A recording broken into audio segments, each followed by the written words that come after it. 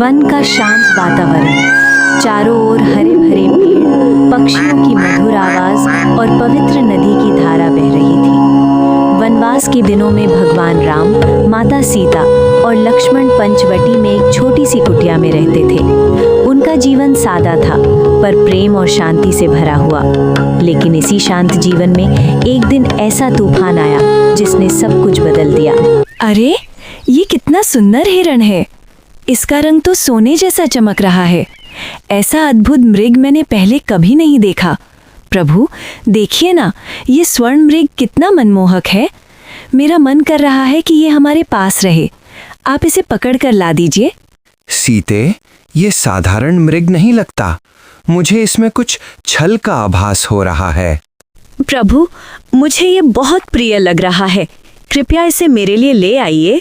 ठीक है सीते, मैं इसे पकड़ने जाता हूँ। लक्ष्मण, तुम सीता की रक्षा करना। जी भैया, आप निश्चिंत रहें।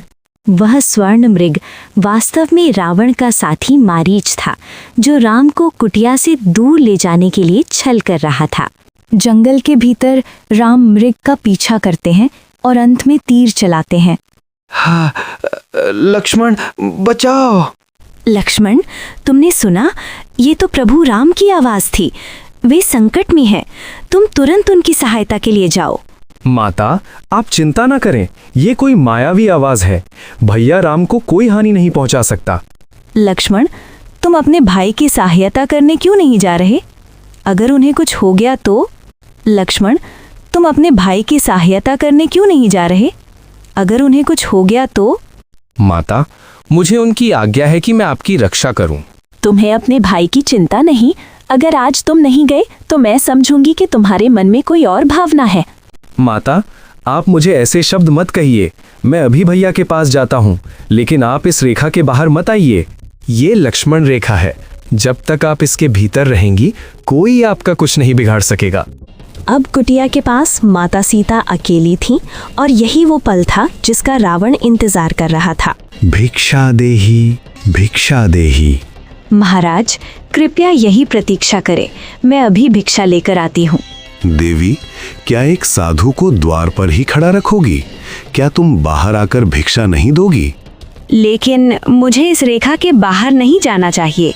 क्या तुम एक साधु का अपमान करोगी? क्या यही तुम्हारा धर्म है?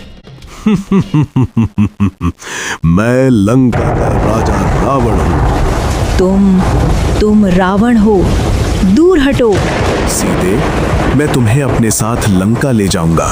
वहां तुम मेरी रानी बनोगी। मैं केवल राम की पत्नी हूँ। तुम्हारे साथ कभी नहीं जाऊंगी। अब तुम्हारी इच्छा नहीं चलेगी। रावण जबरदस्ती सीता को उठाकर अपने रथ में बैठा लेता है। हे राम, हे लक्ष्मण, बचाइए। सीता की पुकार जंगल में गूंज रही थी। पेड़, पहाड़, नदियां सब उस दर्द के साक्षी बन रहे थे। रावण सीता को लेकर आकाश मार्ग से लंका की ओर उड़ गया। राम और लक्ष्मण की वापसी। राम और लक्ष्मण कुटिया में लौटते हैं। सीते, सीते, तुम कहाँ हो? यहाँ तो माता नहीं है। सीते, तुम कहाँ हो? सीता के बिना ये वन, ये जीवन सब सूना हो गया।